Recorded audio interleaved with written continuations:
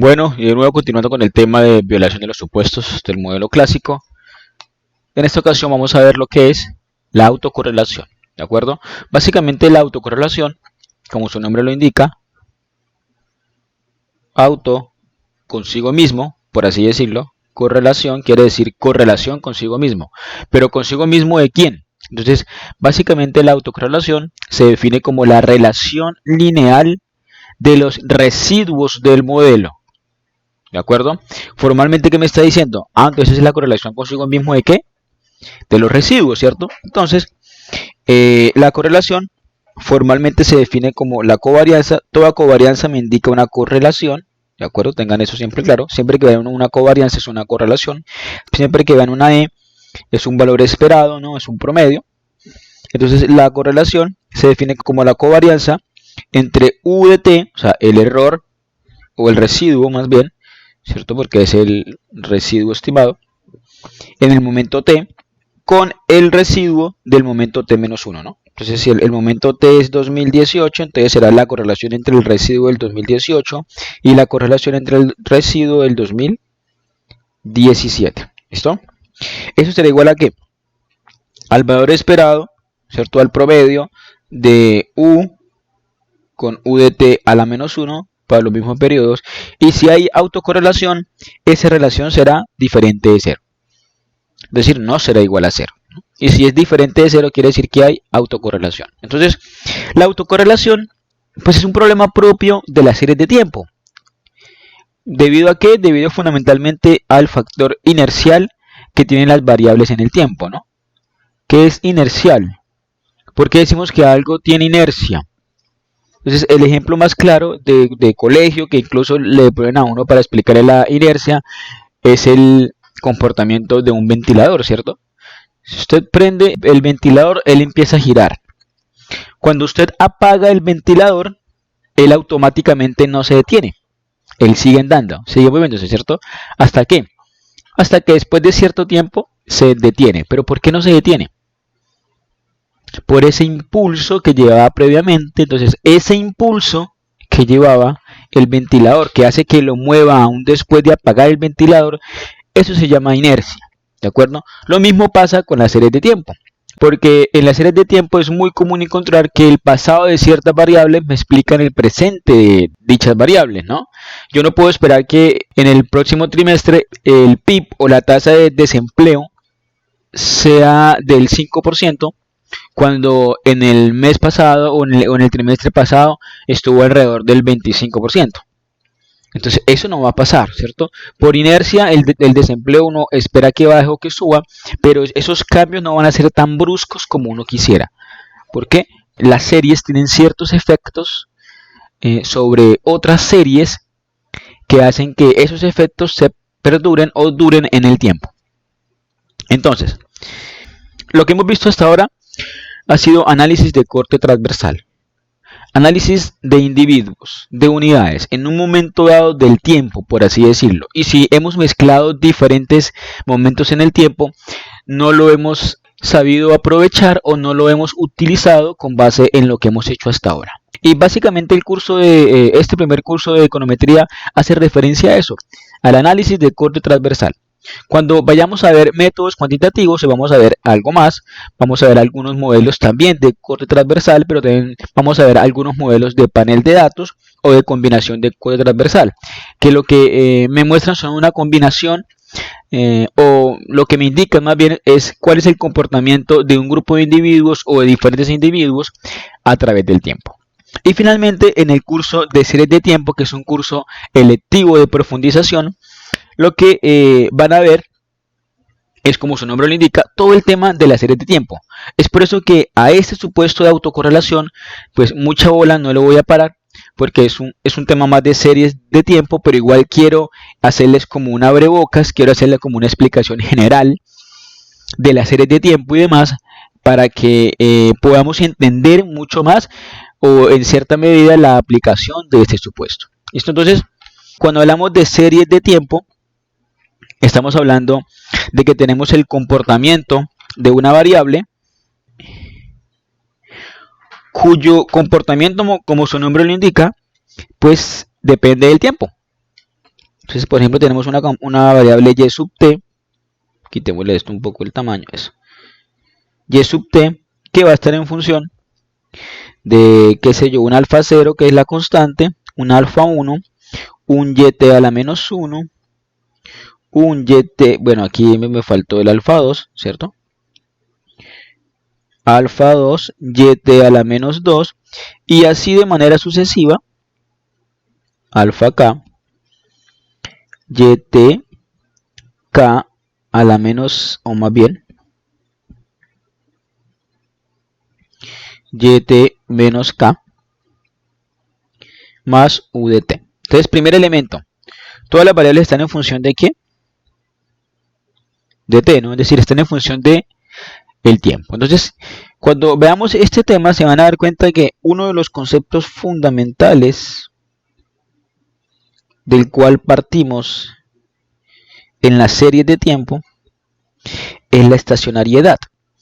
O bueno, antes. Entonces, cuando hablamos de series de tiempo, estamos determinando cuál es el comportamiento de una variable a lo largo del tiempo, ¿verdad? ¿Cuál es el comportamiento de una variable a lo largo del tiempo? Generalmente, en las series de tiempo trabajamos con variables agregadas. ¿Qué quiere decir eso? El PIB a lo largo del tiempo, la tasa de desempleo, la TRM, el dólar, qué sé yo, variables agregadas a nivel de un país, de una región, de un departamento, de una ciudad, de una institución, ¿de acuerdo?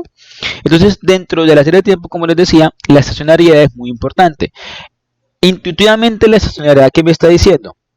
Que si yo tengo toda una distribución en el tiempo, desde T1 hasta T más N, en donde N son los periodos,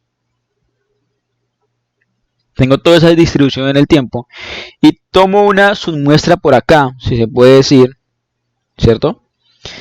Y tomo otra submuestra por acá, que las propiedades estadísticas de estas submuestras, ¿cuáles? Como la media, como la varianza, y sub t, como la covarianza entre y y x y hay otra x, o entre y el pasado de y sub t, deben de ser iguales. Estas propiedades estadísticas deben de ser iguales a estas propiedades estadísticas. Cuando estas propiedades estadísticas son iguales a estas propiedades, se dice que mi serie es estacionaria. Pero si no son iguales, se dice que mi serie no es estacionaria. ¿Y por qué es importante esto? Porque esto me permite evidenciar que si yo tomo una submuestra en cualquier parte de mi distribución,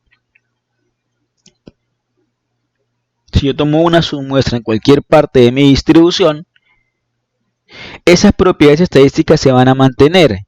Si se van a mantener esas propiedades estadísticas, las relaciones que yo obtenga de esto, los beta estimados, de nuevo, las relaciones entre las variables explicativas con y con el error, se van a mantener el tiempo y no van a cambiar. Eso me va a indicar que mi serie va a ser una serie estable.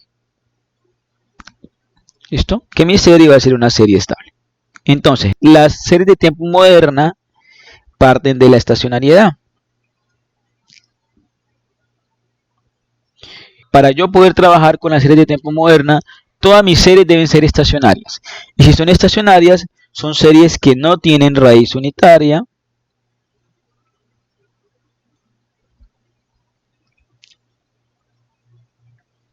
Y si son series que no tienen raíz unitaria, son series que son estables.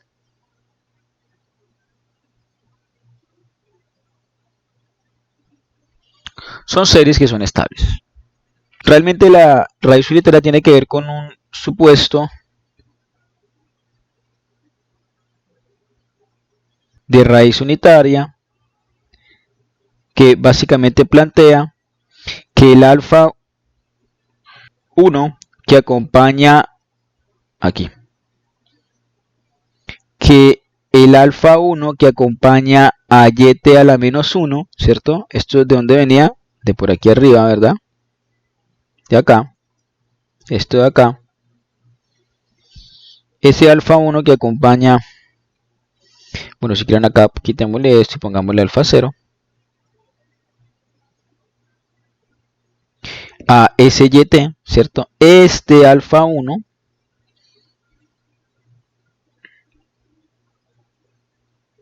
no debe ser, o más bien, debe ser diferente de 1. No debe tener raíz unitaria. Unitaria viene de 1, ¿de acuerdo?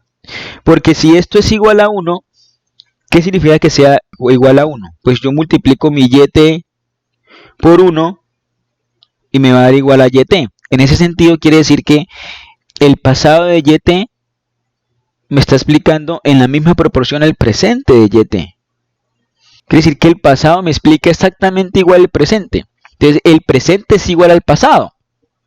O el presente es igual a un rezago de el presente o de la variable en cuestión que es y sub t, ¿de acuerdo? Y cuando eso pasa, pues se dice que tiene raíz unitaria y ahí pues no hay nada, porque el pasado o el periodo pasado no me puede estar explicando exactamente el periodo actual. Pensemos en que no tenemos y sub t a la menos 1, sino y sub t a la menos, qué sé yo, 50 a la menos 100 y son periodicidades mensuales, quiere decir que tenemos 100 años atrás.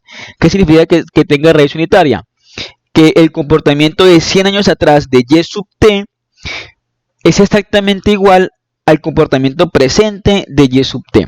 Y eso no es lógico, ¿de acuerdo? Entonces, eso no lo podemos tolerar en la serie de tiempo. Por eso es que las series de tiempo siempre van a partir de la estacionariedad. Entonces, cuando tengo eso claro, cuando yo verifico que mi serie sea estacionaria, ahora no todas las series son estacionarias, yo puedo volverla estacionaria, ¿verdad? Hay formas diferenciándola, sacándole el logaritmo, sacándole los componentes que tiene una serie, si tiene tendencia, estacionariedad, si tiene ciclicidad, todo eso es malo para una serie de tipo y tengo que descontarle todo eso. Es por eso que ustedes a veces se encuentran en el DANE series desestacionalizadas, son series que se le quitó los problemas de tendencia, de estacionalidad y demás, y yo puedo probarla a través de métodos gráficos. Hay unas pruebas llamadas pruebas de raíz unitaria, muy conocidas, de Dickey-Fuller, de Phillips y Perron, ¿de acuerdo? Y hay varias formas que uno puede hacer o que uno puede estimar para poder volver o para poder comprobar si una serie es estacionaria o no. Entonces, lo primero es eso. Lo segundo es que las series de tiempo pueden clasificarse en dos. Pueden clasificarse en procesos estocásticos. Toda serie de tiempo es un proceso estocástico. Univariantes y procesos multivariantes. ¿Qué quiere decir univariante? Que el comportamiento de y sub t está siendo explicado por el comportamiento de ella misma. ¿Y qué quiere decir multivariante? Que el proceso de y sub t puede estar explicado no solamente por el comportamiento presente y pasado de ella misma, sino también por el comportamiento presente y pasado de otras variables. ¿De acuerdo? De otras variables. Dentro de los procesos multivariantes hay muchos tipos de modelos. Tenemos los modelos BAR, modelos de vectores autorregresivos, modelos BEC, modelos de vector de autocorrelación de error. Podemos hablar de modelos Garch.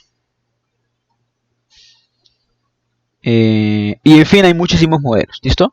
En el curso de series de tiempo vemos algunos de estos. ¿De acuerdo? Y dentro de los procesos univariantes tenemos dos cosas. Uno, de nuevo, que el pasado de y puede estar explicando el presente de y sub t, pero también ese comportamiento de y aquí viene la clave de la autocorrelación, puede estar siendo explicado por el presente y por el pasado del residual. ¿De acuerdo? Que es el error. En las series de tiempo, ese residual o ese error se dice que tiene que ser ruido blanco. Tiene que comportarse como un ruido blanco. Entonces ustedes van a consultar qué es un ruido blanco. ¿Listo? Dependiendo de si es un proceso univariante que depende de ella misma o de ella misma y el error, entonces nacen dos procesos dentro de los procesos, valga la redundancia, univariantes de las series de tiempo.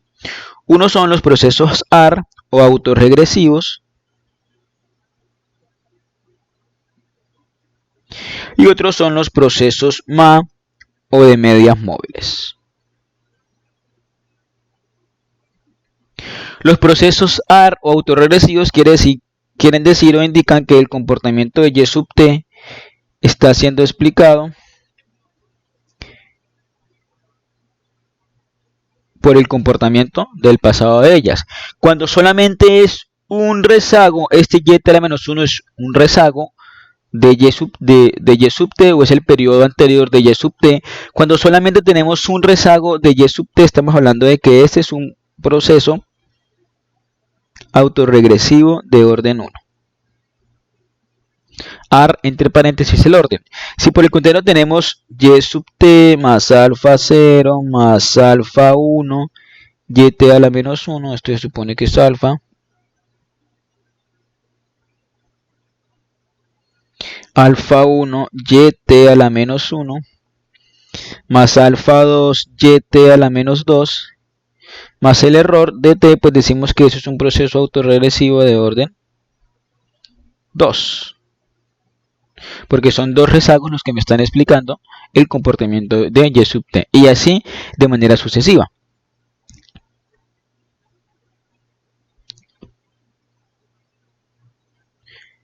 Los procesos de medias móviles o los procesos MA que me indican que el comportamiento de yt está siendo explicado por, qué sé yo, tita 0 más tita 1 epsilon de t más tita 2 acá,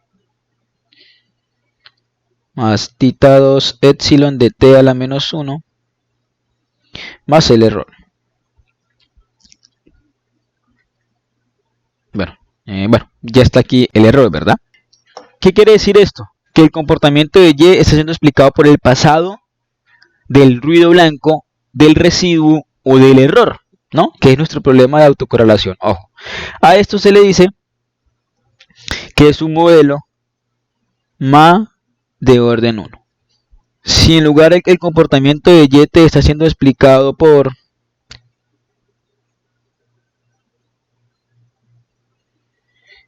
dos rezagos, esto es 1,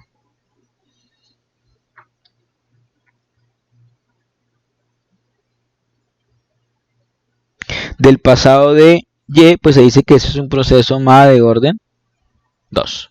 ¿Listo? Y así de manera sucesiva.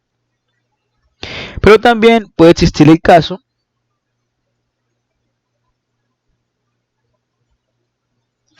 en el que mi modelo tenga los dos componentes. Tenga un componente AR y tenga un componente MA. En ese caso va a ser un modelo ARMA. Entonces, ¿qué pasará con un modelo ARMA? Entonces, un modelo ARMA será aquel en donde, qué sé yo, aquí empezamos con alfa, creo. Sí. Alfa 0 más alfa 1 yt a la menos 1 más epsilon de t más tita 1 epsilon de t a la menos 1, ¿cierto? Y eso será un proceso ARMA que ARMA de orden 1, ¿de acuerdo? Un rezago del AR, un rezago del MA. Y uno puede seguir, no sé, mirando ARMA 2, 1, dos rezagos del AR, 1 del MA, ARMA 2, 2, ARMA 1, 2, ¿de acuerdo? Y puede incorporarle modelos. O puede incorporarle rezagos. Entonces hay algo que vamos a ver ahorita más adelante, o lo vamos a tocar muy rápidamente porque es una de las formas gráficas para poder detectar si hay problemas de autocorrelación o no. Uno determina el orden de esto, si es un MA, si es un AR, si es un ARMA, lo determina a través de varias cosas. Ahora, ¿por qué es importante determinarlo? Porque uno lo que va a hacer es estimar un modelo que le permita predecir cuál es el mejor comportamiento de y sub t. Así le toca ponerlo en función del pasado de ella misma o en función del pasado del rezago. Entonces uno determina eso a través de, primero, una función gráfica llamada el correlograma.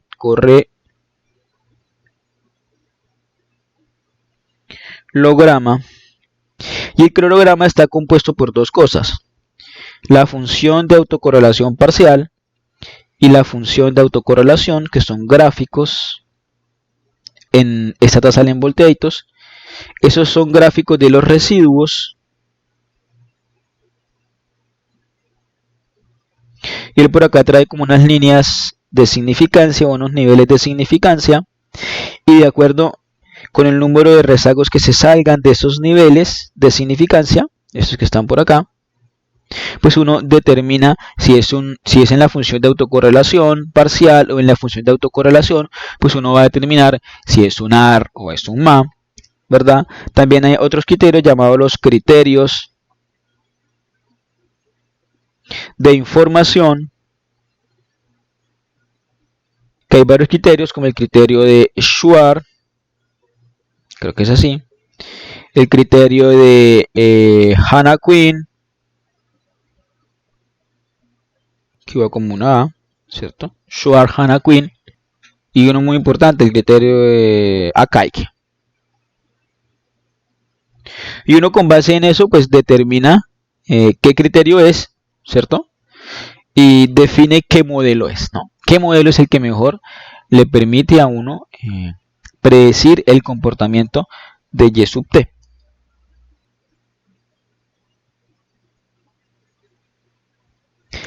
Una vez determino ese modelo, pues lo que hago es predecir, y ahí sí miro otras cosas más, ya temas puntuales de pronóstico, como la raíz media del error cuadrático, que lo que hace es compararme los residuos, o más bien, lo que hace es compararme mi Y real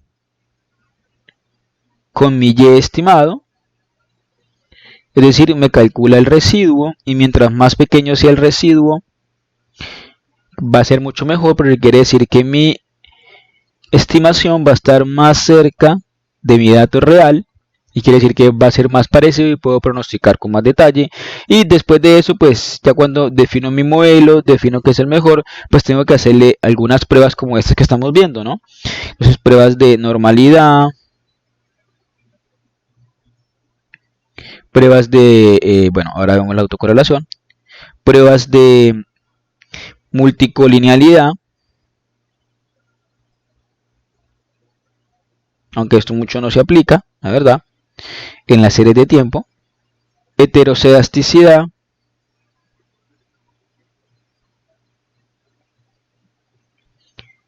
y por supuesto autocorrelación.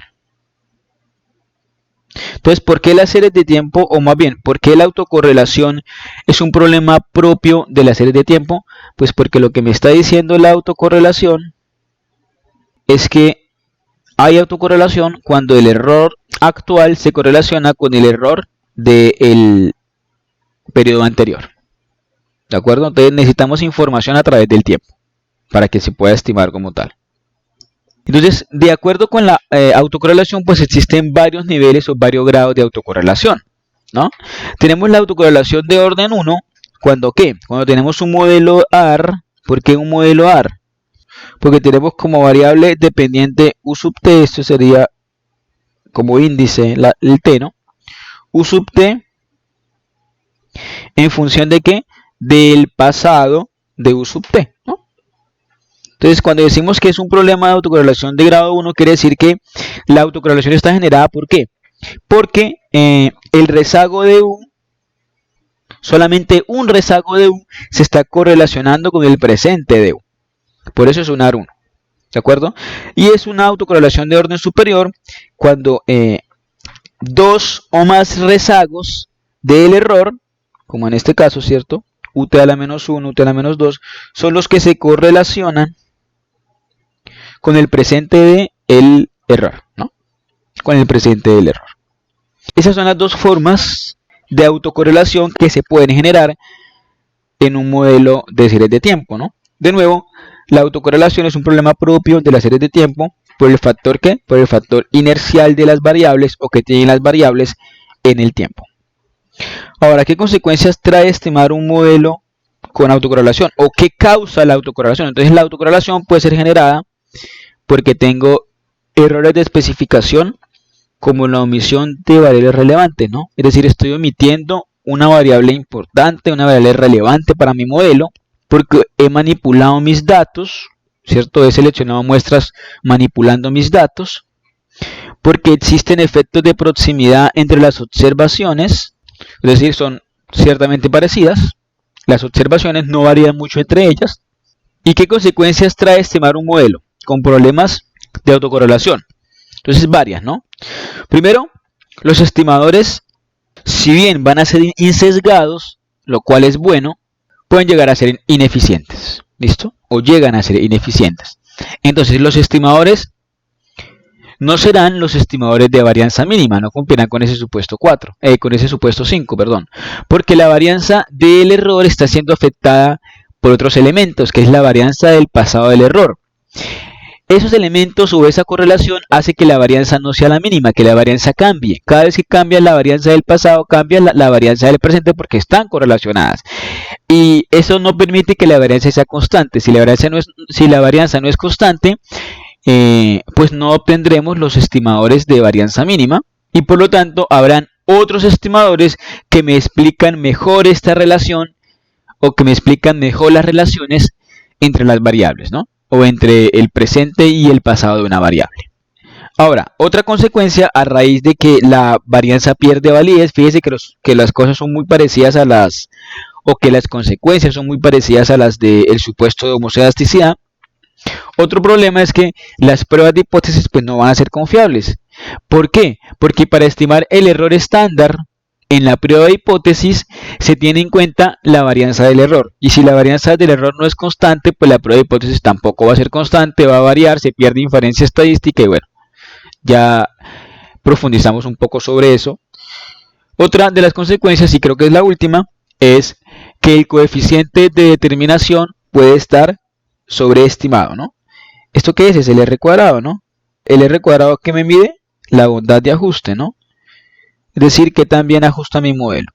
Entonces, el ajuste de mi modelo puede estar sobreestimado. Yo puedo estar suponiendo que mi modelo ajusta sumamente bien, cuando en la realidad el modelo no ajusta bien. Ese aumento en el ajuste, ese aumento en el R cuadrado está siendo motivado no por la relación entre las variables, sino por la correlación o por la autocorrelación más bien que existen en los errores. Ahora, ¿cómo detecto el problema de autocorrelación? Existen varios métodos, así como en todos, ¿no? Tenemos los métodos gráficos y los métodos estadísticos. Los métodos gráficos, básicamente es sencillo, es sacar los residuos y graficarlos con respecto al tiempo, ¿no? Por un lado tengo el tiempo, por otro lado tengo los residuos, estimados, obvio, y si presentan alguna correlación, pues alguna tendencia, algún comportamiento similar, pues hay autocorrelación, si no, pues no. Otra es tomar los residuos y graficarlos frente a los residuos retardados, UT frente a UT a la menos 1, y también si hay algún comportamiento, se dice que hay autocorrelación. Y finalmente, como ya se los dije antes, el correlograma, ¿no? El correlograma en Stata, como lo vamos a ver ahora, va a aparecer así. Es volteado, ¿cierto? Y los niveles de significancia van a aparecer así como sombreaditos. Entonces, si se salen de esos niveles de significancia algunos rezagos, quiere decir que hay problemas de autocorrelación, y estos rezagos que se salen, el 1, el 2 o el que sea, el 3, el 4, son los rezagos que voy a utilizar ahora para solucionar mi problema, ¿de acuerdo? Y también tenemos los métodos estadísticos. El método estadístico más usado, el de mayor fama en la econometría, es uno llamado el estadístico de Durbin y Watson, ¿cierto? Que son dos tipos. Durbin y Watson plantea como hipótesis nula la ausencia de autocorrelación, es decir, que no autocorrelación, no auto, ¿cierto? Que es lo que buscamos, ¿no? Mientras que la alternativa me dice que SP es mayor a 0 o menor a 0, lo que me dice que existe autocorrelación serial mediante un esquema autorregresivo, pero ojo, y eso es importante, de orden 1. ¿Qué quiere decir eso? Que Durbin y Watson, con este estadístico que ellos plantean, ¿cierto?, sirve para hacer o para medir solamente autocorrelaciones de orden 1, no más grandes ni mayores. Entonces, el estadístico de Durbin y Watson es un estadístico que toma valores que van desde 0 a 4, con valores más o menos centrados en 2. Si mi Durbin y Watson me da centrado en 2, quiere decir que no hay problemas de autocorrelación, no auto, Pero si mi número de Durbin y Watson está cercano a 4, quiere decir que hay una autocorrelación negativa. Y si está cercana a 0, quiere decir que hay una autocorrelación positiva, ¿no? Negativa quiere decir que, ¿qué? Que el y sub t del periodo anterior me afecta de forma negativa el comportamiento presente de y sub t. Y positiva quiere decir que el y sub t del periodo anterior me afecta de forma positiva el comportamiento presente del y sub t, ¿no? Entonces, igual uno con este valorcito de esta fórmula va a una tabla llamada la tabla de Durbin y Watson, va con los grados de libertad, ¿cierto? Va y busca sus valores, va y busca unos valores mínimos, realmente se llama cuota inferior de L y cuota superior de U, va y busca esas dos cuotas con cualquier nivel de significancia, el que uno desee, 1, 5 o 10, y uno viene y define estos dos valores, ¿de acuerdo? Los grafica así. Y si el Durbin-Watson cae dentro de este rango, quiere decir que no auto, y si cae por arriba o si cae por abajo, pues puede pasar cualquiera de estas dos cosas, ¿no? Autocorrelación positiva o autocorrelación negativa. Pero como les dije, el Durbin y Watson tiene ciertas limitaciones, entre esas las más importantes es que solamente es válido en presencia de un AR1, quiere decir de un proceso autoregresivo de orden 1. Quiere decir eso que solamente sirve para medir autocorrelación de grado 1, no de grado 2. Es decir, solamente YT en función de YT a la menos 1. Si YT está en función no solamente de YT a la menos 1, sino de YT a la menos 2, ya el Durbin y Watson no va a servir. ¿Listo? Sirven otros. Otra limitación es que el tamaño muestral no debe ser inferior a 15 datos, tenemos que tener de 15 datos para arriba. Y otra es que el modelo debe tener un término constante, ¿no? C, o el beta 0 más bien, debe ser estadísticamente significativo. Para solucionar estos problemas, pues nació otro estadístico que es el de Breus y Kofrick. También es un estadístico que mide la autocorrelación. De nuevo, él plantea como hipótesis nula, como lo vamos a ver acá, ya no solamente el P1, que es autocorrelación de orden 1, sino de orden 2, orden 3, hasta orden R. Quiere decir que se sirve para cualquier nivel de autocorrelación y esa es la ventaja que tiene frente al anterior, ¿cierto? Y además incluye en la hipótesis alternativa los procesos MA, ¿no? Eso también es importante. Entonces, Breus y Goffreck reconocen procesos estocásticos más grandes o de orden superior o incluso de medias móviles de orden Q o MA. Siempre en estas dos pruebas lo que queremos es no rechazar la hipótesis nula, ¿no? Por lo tanto, para no rechazarlas, el p-value tiene que ser mayor a cualquier nivel de significancia, 0,05 es el que más se usa, ¿no? Ahora, ¿cómo lo solucionamos? Y este es el problema, ¿no? Entonces, hay una solución, el uso de unos métodos paramétricos, lo cual no es muy común, pero lo más utilizado, como lo vamos a ver ahora, es la incorporación de retardos, tanto del modelo AR como del modelo MA, ¿no? Entonces, si yo tengo un modelo que me dice que tengo un problema de autocorrelación de orden 1, pues sencillo, a mi modelo puedo meterle precisamente un rezago del YT a la menos 1. Lo controlo y así puedo probar si el modelo tiene autocorrelación o no. O también puedo meterle rezagos del mismo, o sea, del pasado del mismo, o puedo meterle rezagos del pasado del error incluso. ¿Listo? Y así lo puedo solucionar. Bibliografía, capítulo 12 del libro de econometría de Gujarati. ¿Listo? Ahora vamos a hacer la aplicación de la autocorrelación. Bueno, para la aplicación de autocorrelación vamos a usar la base de datos que se llama autocorrelación, ¿verdad? Está subida, o se la voy a subir en el Sakai. Tiene tres variables, X y Y es un modelo simple, y T que es el tiempo. Y para eso tenemos nuestro primer modelo, ¿no? Entonces vamos a hacer la primera regresión, rec en función de Y y X, ¿no? Rec en función de Y y X. Este modelo, bueno, lo de siempre, ya es un modelo conocido por ustedes, es una salida conocida por ustedes. Y vamos a empezar a determinar si este modelo tiene problemas de autocorrelación o no. ¿no? Es un modelo que está en el tiempo, es un modelo que tiene información para 40 periodos, ¿cierto? T es para 40 periodos. Y lo primero que vamos a hacer es determinar los métodos gráficos, ¿no? Para eso, pues saco aparte los residuos. Predict en Recit. Residuals. ¿Cierto? Y se me va a generar acá los residuos. Aquí esta cosa está como muy corrida. Se me generan los residuos y lo primero que hago son los métodos gráficos, ¿no? Entonces ya tengo los residuos y hago una gráfica. Ya dijimos que era entre los residuos y el tiempo.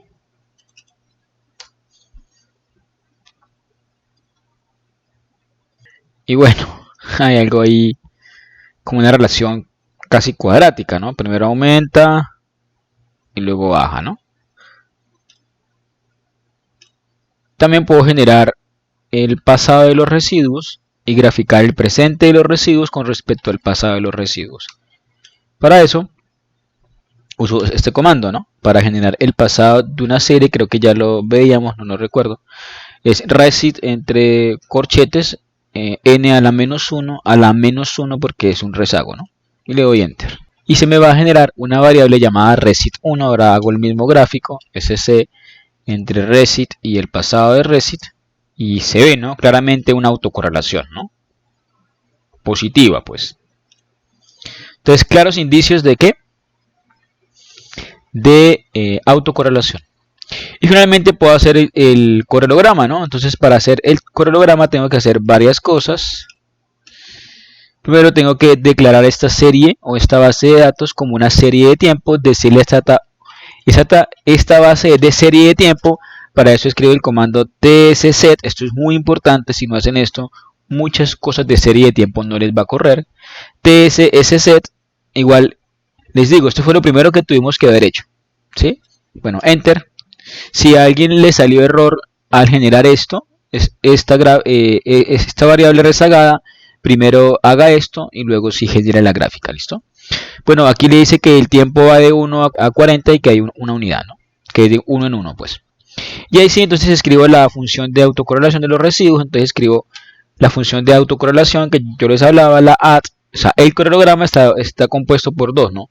Por la autocorrelación y por la autocorrelación parcial. Entonces la autocorrelación, ¿de quién? Del recit, ¿cierto? Que lo creé. Entonces add recit. Estos son los niveles de significancia, como les decía, hay rezagos que están por arriba y por abajo, acá hay como una onda, y aquí se ve claramente casi tres rezagos que se salen, ¿no? Los tres primeros. Entonces, claro indicio de que hay problemas de autocorrelación, porque se salen rezagos, no debiera salirse ninguno, ¿listo? Miremos la autocorrelación parcial, pack, resic, y también, ¿no? Se sale el primero y algunos de los últimos también se salen. Entonces, esos son los métodos gráficos, ¿listo? Esos son los métodos que podemos determinar a partir de los métodos gráficos. Ahora miremos los métodos estadísticos. Bueno, dentro de los métodos estadísticos, pues uno puede hacer varias cosas, aparte de las pruebas estadísticas, uno puede hacer regresiones entre el residuo y el residuo rezagado, ¿no? Para determinar si hay autocorrelación o no, si hay relación o no. Entonces, un reg entre el residuo y el residuo rezagado, ¿verdad? Y aquí, ¿qué me está indicando? A ver, digamos que lo que me importa acá es ver esto, ¿no? Ver la significancia estadística, pues. El residuo rezagado, una vez, es estadísticamente significativo. ¿Qué quiere decir esto? Que el residuo me está afectando al residuo. Hay una correlación entre el residuo rezagado o el residuo del periodo anterior y el residuo actual. Eso me indica que hay problemas de ¿qué? De autocorrelación. Podemos generar el rezago número 2 del residuo para saber si de pronto hay autocorrelación de orden 2 también, porque solamente hemos mirado autocorrelación de orden 1. ¿Cómo lo hacemos? Gen recit 2 igual a recit n-2, ¿de acuerdo? 2, ¿por qué? Por los dos rezagos. Antes le ponemos solamente 1, le doy enter, ¿cierto? Y ahora sí tengo el residuo rezagado una vez y dos veces, hago la regresión, la misma anterior, y le agrego el residuo 2. Y aparentemente no es significativo, aparentemente no tiene efecto el residuo 2 sobre, o el residuo 2 periodo rezagado sobre el residuo actual, ¿no? Ahora sí hacemos la prueba de Durbin y Watson, que es una prueba para determinar autocorrelación de orden ¿qué? De orden 1. Para eso, estimamos de nuevo el modelo original. Esto es importante que lo hagan siempre el modelo original, porque las pruebas se van a hacer sobre el último modelo que se corra. RecXY, y para estimar Durbin y Watson de orden 1 escribimos stat de Watson. ¿Listo? Stat de Watson y le damos enter.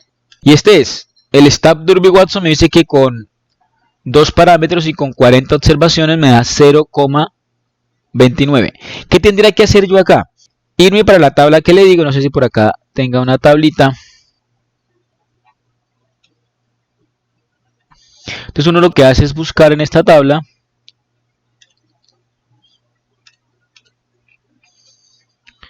el número de observaciones que le dice ahí, ¿no? Que en este caso son 40. Con el número de K, ¿no? Que es el número de parámetros, que en este caso son 2, ¿no?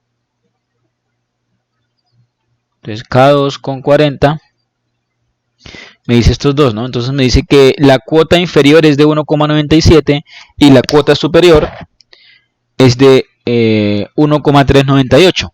Quiere decir que si mi estadístico Durbin-Watson cae entre 1,97 y 1,38, 1,197 y 1,138, la copiamos, copiar.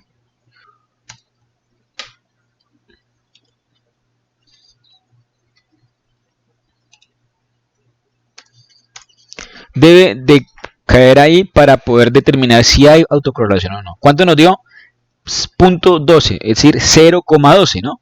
Cayó, ¿qué? Cayó por debajo, quiere decir que hay autocorrelación positiva. Está por fuera de esto, tenemos problemas de autocorrelación. Pero para evitarnos la búsqueda en la tabla y todo eso, el Stata le saca este estadístico, ¿verdad? Que le dice stat Durbin-Nat, stat Durbin-Nat, dan enter, ¿cierto? De nuevo, corrido sobre el último modelo. Y él ya le va a decir aquí que con un chi cuadrado es 152, ¿cierto?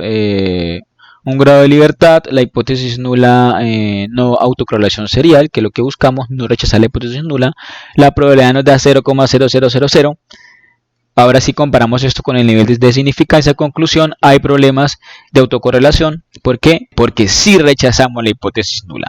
Y si le rechazamos porque la probabilidad es menor que 0,05.